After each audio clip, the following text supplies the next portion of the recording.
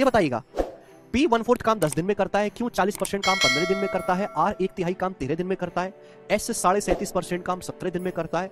Who is less efficient, कौन इनमें सबसे कम कुशल है, ये आपसे पूछा है मेरे दोस्त। तो सबसे कम एफिशिएंट कौन होगा, सबसे कम एफिशिएंसी वाला कौन होगा, जो काम को करने में सबसे ज्यादा टाइम लेता हो। आप बोलोगे हाँ जी बिल्कुल सही। अब यहां पे मुझे ना हर एक का टाइम निकालना होगा मेरे दोस्तों, हर एक बंदे का। दिया नहीं है, सीधा सीधा देता तो दुनिया भी कर लेती। पी जो है 1/4 काम 10 दिन में कर रहा है, तो पी पूरा काम कितने दिन में करेगा, 40 दिन में। क्यों जो है मेरे दोस्तों वो 40% काम 15 दिन में कर रहा है। 40% का मतलब 2/5, 40% 2/5, 2/5 काम 15 दिन में कर रहा है। तो क्यों पूरा काम कितने दिन में करेगा बेटा, 2/5 काम अगर 15 दिन में कर रहा है तो पूरा काम करेगा 15 गुणा 5/2, यानी कि 37.5 दिन में। क्यों पूरा काम 37.5 दिन में करेगा, बात समझ नहीं। आप बोलोगे हाँ जी सर। आर 1/3 काम, आर 1/3 काम 13 दिन में कर रहा है, तो पूरा काम आर कितने दिन में करेगा, 13 या 39 दिन में।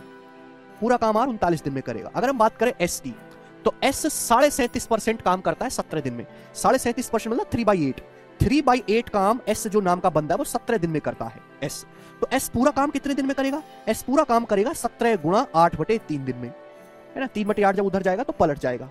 तो 17 8 136, 136 को जब मैं 3 से भाग दूंगा तो आएगा जी 45.33 जाएगा, 45 सही 1/3।